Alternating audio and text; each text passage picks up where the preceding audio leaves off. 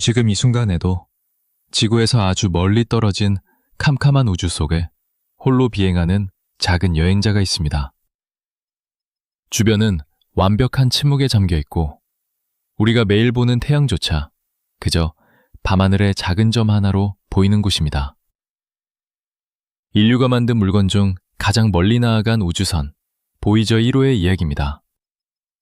현재 보이저 1호는 지구로부터 무려 240억 km나 떨어진 곳을 지나고 있습니다. 240억 km. 숫자가 너무 거대해서 얼마나 먼 거리인지 상상조차 쉽지 않습니다. 빛의 속도로 신호를 보내도 닿는 데에만 꼬박 20시간이 넘게 걸리는 거리. 그토록 먼 어둠 속을 보이저 1호는 묵묵히 나아가고 있습니다. 이 외로운 우주선의 한쪽에는 아주 특별한 물건이 하나 실려 있습니다.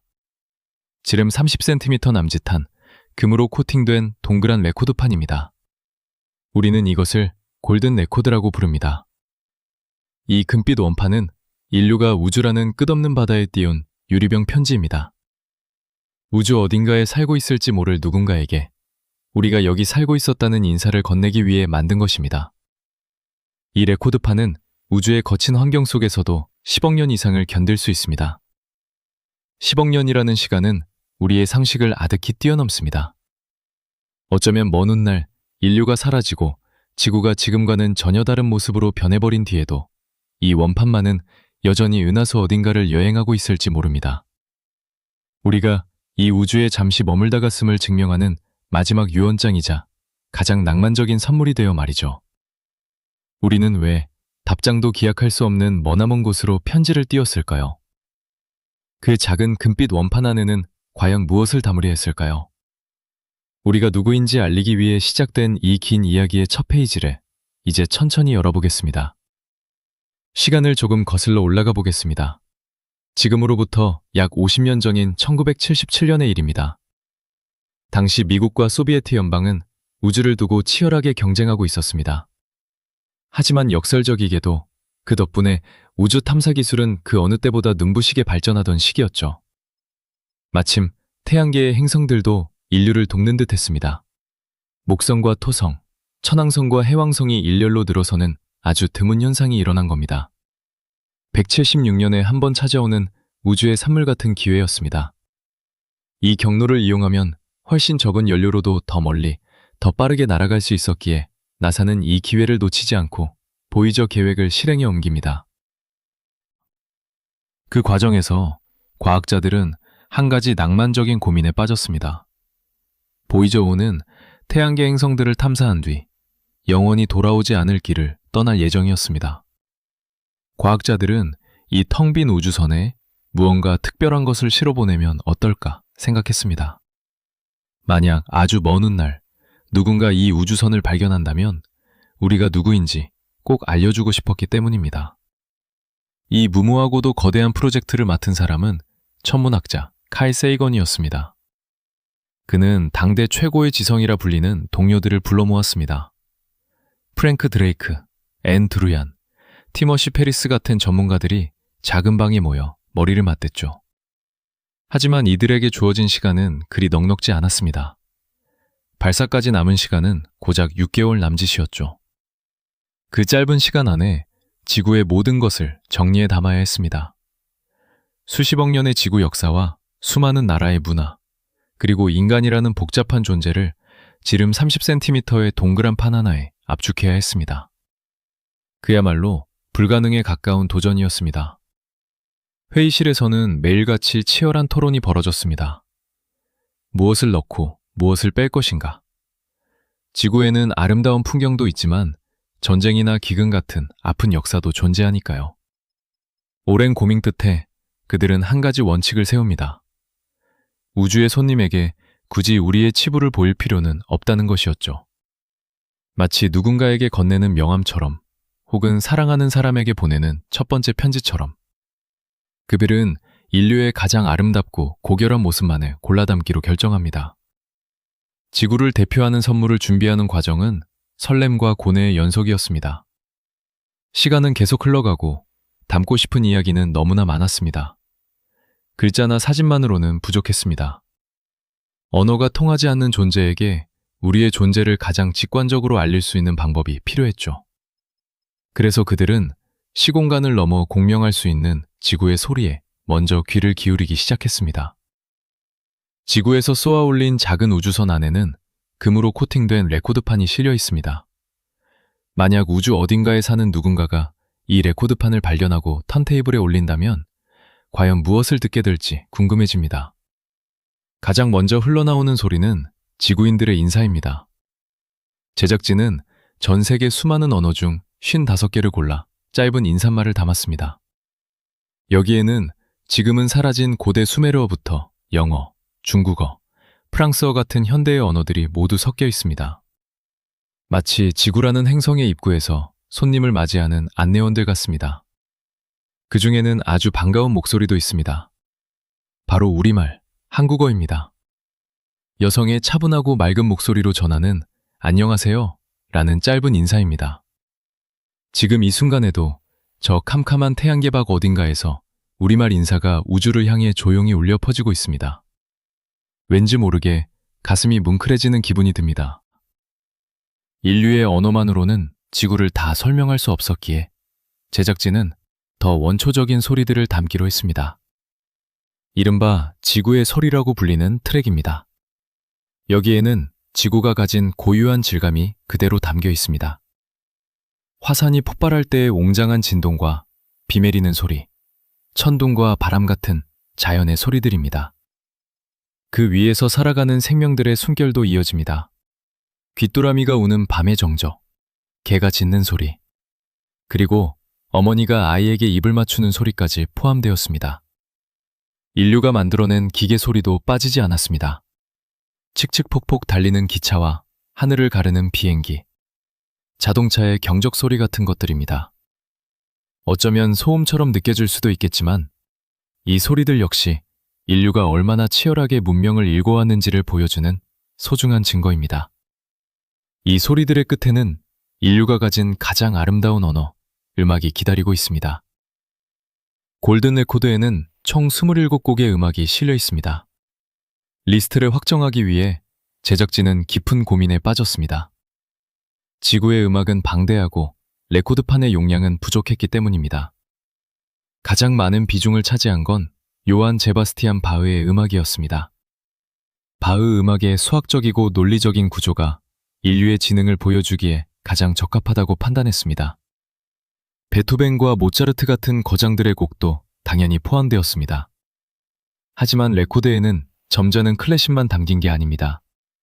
당시로서는 파격적인 선택도 있었습니다. 바로 척베리의 로큰롤 음악, 잔이비 구즈였습니다. 처음 이 곡을 제안했을 때 반대하는 목소리가 높았습니다. 로큰롤은 가볍고 청소년들이나 듣는 음악이라는 편견 때문이었습니다. 그때 칼 세이건은 이렇게 말하며 반대파를 설득했습니다. 이 행성에는 청소년들도 많이 살고 있습니다. 그 덕분에 신나는 기타 연주가 바흐의 선율과 함께 우주로 날아갈 수 있었습니다. 이 외에도 페루의 결혼식 노래와 호주 원주민의 피리 소리, 아프리카의 타악기 연주 같은 전 세계의 민속음악이 함께 실렸습니다. 클래식부터 로큰롤, 그리고 각지의 민요까지. 이 목록은 인류가 얼마나 다양한 감정을 느끼며 살아가는지를 보여주는 거대한 합창곡입니다.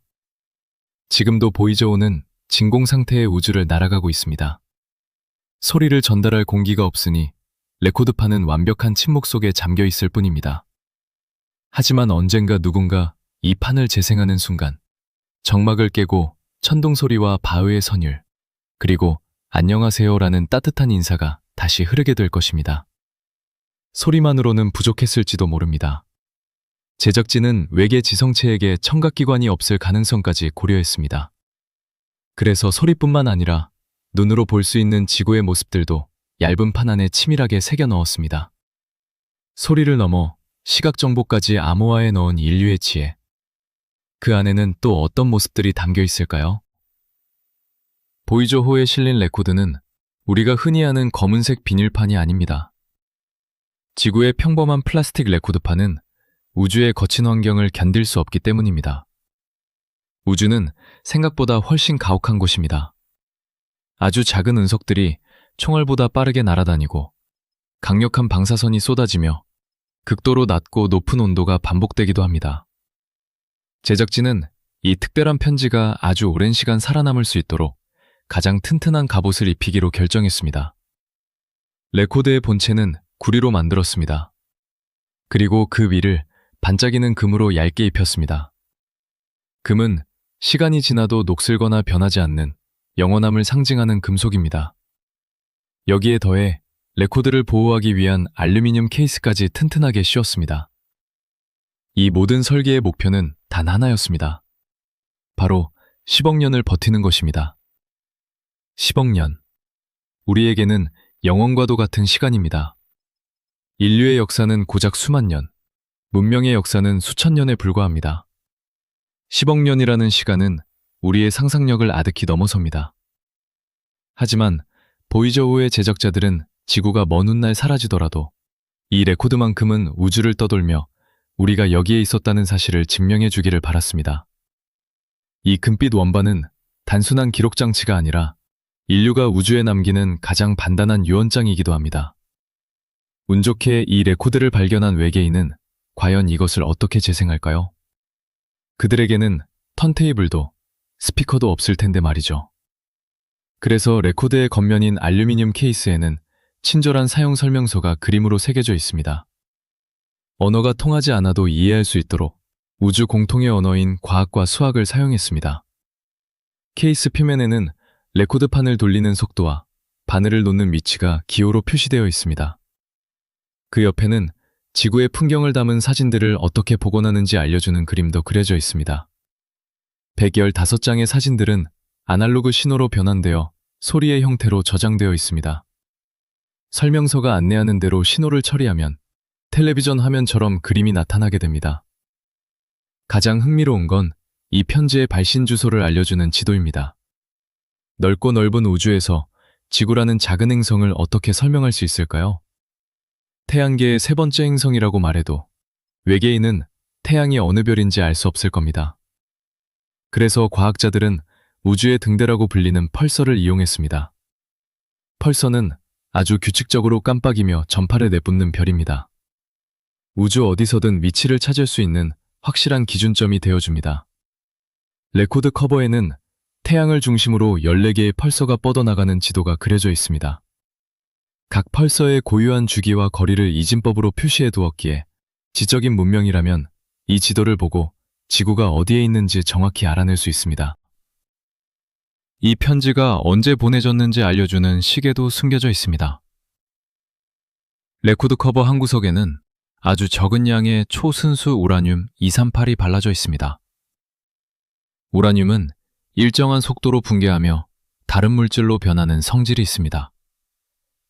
먼 훗날 이 레코드를 발견한 누군가가 남아있는 우라늄의 양을 측정한다면 이 우주선이 얼마나 오래전에 지구를 떠났는지 계산할 수 있습니다. 그야말로 우주적 규모의 타임캡슐인 셈입니다. 보이저 골든 레코드는 차가운 금속판 위에 치밀하고 이성적인 과학기술로 무장되어 있습니다. 10억 년을 견디는 내구성, 수학으로 암호화된 이미지, 그리고 별들의 위치를 이용한 지도까지. 겉으로 보기에는 빈틈없이 설계된 딱딱한 데이터 덩어리처럼 보일지도 모릅니다. 하지만 그 차갑고 단단한 금속 껍질을 한꺼풀만 벗겨내면 그 안에는 전혀 다른 이야기가 숨쉬고 있습니다. 제작자들이 10억 년 뒤의 낯선 존재에게 정말로 전하고 싶었던 건 이런 딱딱한 정보만이 아니었습니다. 기술적인 데이터 너머에는 그 당시 레코드를 만들던 사람들의 아주 사적이고 무모할 정도로 뜨거운 감정이 담겨 있습니다. 이제 그 황금빛 원반 깊숙한 곳에 새겨진 사랑에 관한 이야기를 들어볼 차례입니다. 구리로 만든 단단한 레코드판 위에 금박을 입힌 이 타임캡슐은 앞으로 10억 년 넘게 우주를 떠돌게 됩니다. 하지만 차가운 금속 껍질 속에 담긴 내용은 그 어떤 것보다 부드럽고 인간적입니다. 제작진은 이 작은 원판 안에 지구의 모든 것을 담아야 했습니다. 아주 먼 곳으로 여행을 떠날 때 가방을 싸는 것처럼 무엇을 넣고 무엇을 뺄지 치열하게 고민했죠. 이 과정에서 한 가지 원칙을 세웁니다. 지구의 어두운 모습은 굳이 짐 속에 챙겨 넣지 않기로 한 것이었습니다. 전쟁이나 가난, 질병 같은 인류의 아픈 기억들은 기록에서 빠졌습니다. 누군가는 이것이 거짓말이라거나 역사를 왜곡하는 것이라고 비판할 수도 있습니다. 하지만 당시 프로젝트를 이끌었던 칼 세이건의 생각은 달랐습니다. 낯선 손님을 처음 만날 때 굳이 자신의 부끄러운 점부터 이야기하지 않는 것과 비슷합니다. 우주라는 고요한 공간에 어울리는 우리의 가장 선하고 아름다운 모습만 보여주고 싶었던 것입니다. 좋은 모습만 보여주려다 보니 웃지 못할 천국도 벌어졌습니다. 원래 제작진은 인체의 신비를 있는 그대로 보여주기 위해 남녀의 나체 사진을 싣고 싶어 했습니다. 우리가 어떻게 생겼는지 가장 정확하게 알려주는 방법이었으니까요. 하지만 나사의 생각은 달랐습니다. 이전 탐사선에 실린 그림이 너무 선정적이라는 항의를 받은 적이 있었기 때문입니다. 결국 사진 대신 윤곽만 흐릿하게 그린 실루엣 그림으로 대체되었습니다. 외계인에게 보여줄 사진을 두고 지구인들이 실랑이를 벌였다는 사실이 묘하게 인간적으로 느껴집니다. 시각 자료들이 정리될 무렵 소리 쪽에서는 낭만적인 실험이 진행되고 있었습니다. 사람의 뇌파를 녹음해서 싣는 일이었죠. 이 아이디어를 낸 창작 감독 앤 드류아는 머리에 기계 장치를 부착하고 자신의 생각과 감정이 만들어내는 미세한 전기 신호를 레코드에 새겼습니다. 여기에는 사적인 비밀이 하나 숨어 있습니다. 뇌파를 녹음하기 불과 며칠 전, 앤 드류아는 칼 세이건과 깊은 사랑에 빠졌습니다.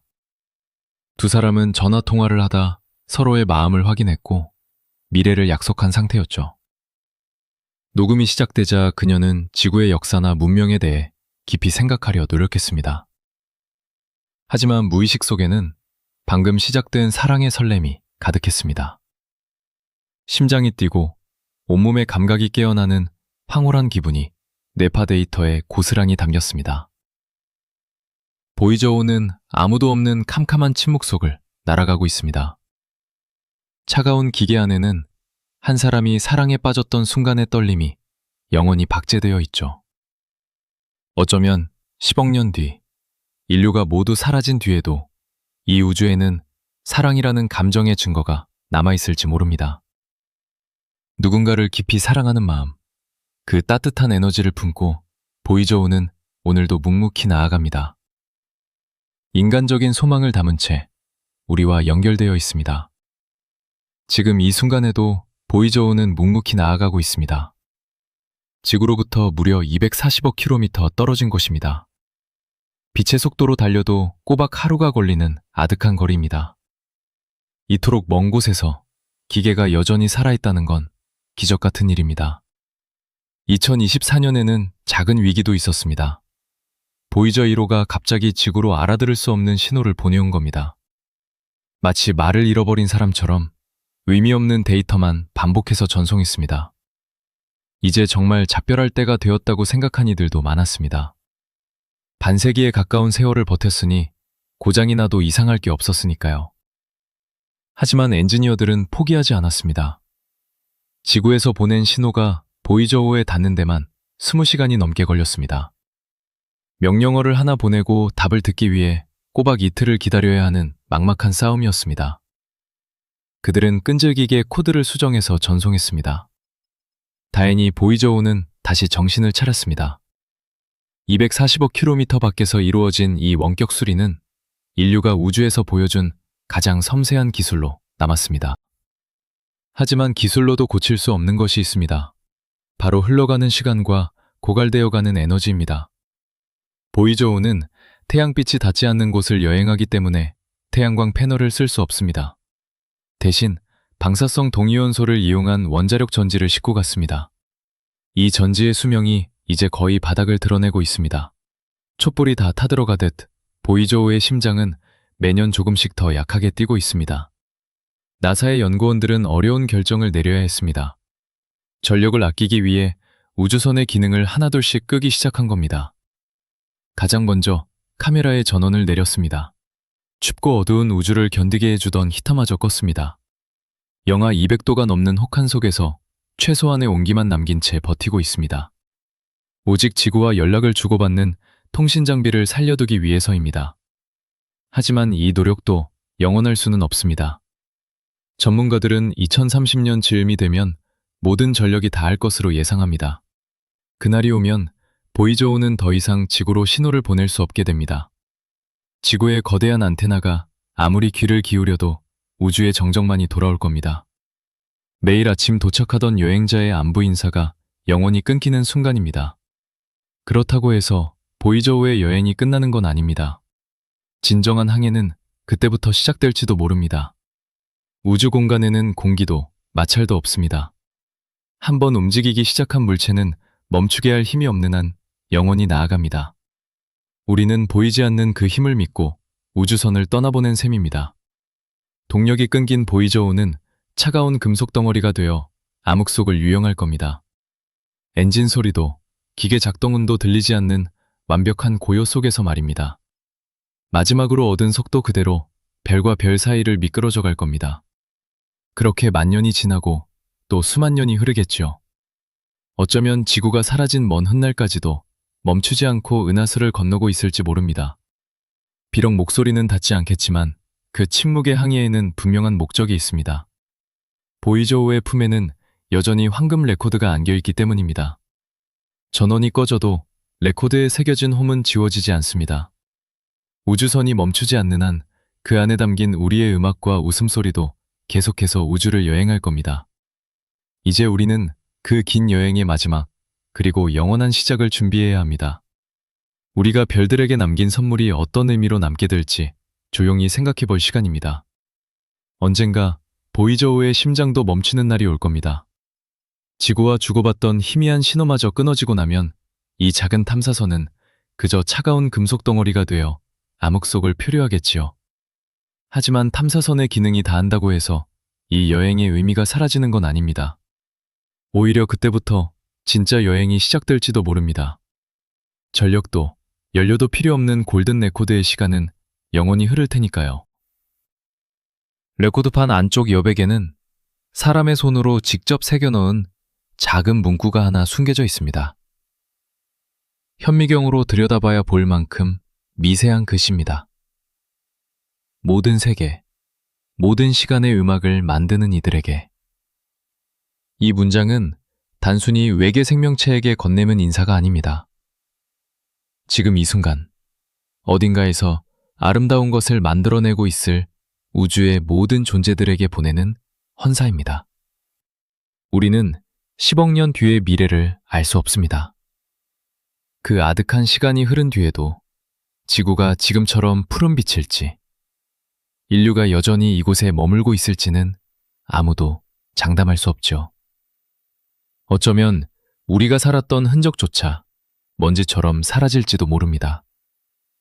하지만 우주 저편, 깊은 어둠 속에는 우리가 존재했다는 확실한 증거가 남을 겁니다.